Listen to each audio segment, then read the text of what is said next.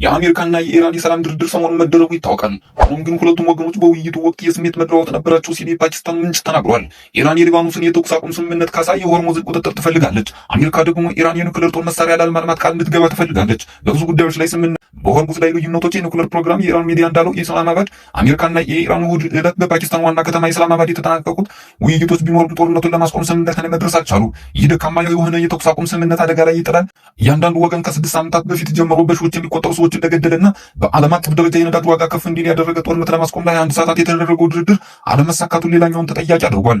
የአሜሪካው ምክትል ፕሬዚዳንት ጄዲ ቫንስ እንደተናገሩት መጥፎ ዜና ስምምነት ላይ አለመሆናችን ነው እና ይህ ለኢራን ከዩናይትድ ስቴትስ ኦፍ አሜሪካ መጥፎ ዜና ይልቅ በጣም መጥፎ ዜና ይመስለኛል ሲሉ የዩናይትድ ስቴትስ የልዑካን ቡድን መሪ የሆኑት ምክትል ፕሬዚዳንት ጄዲ ቫንስ ኢስላማባድን ለቀው ከመውጣታቸው ጥቂት ቀደም ብለው ለጋዜጠኞች ተናግረዋል። እነዚህንና ሌሎችን በዝርዝር በዩቲዩብ ቻናላችን አጠናቅረናል። ሊንኩ ዲስክሪፕሽን ላይ ገብቶ ይመልከቱ። ዘገባው የሮይተርስ ነው።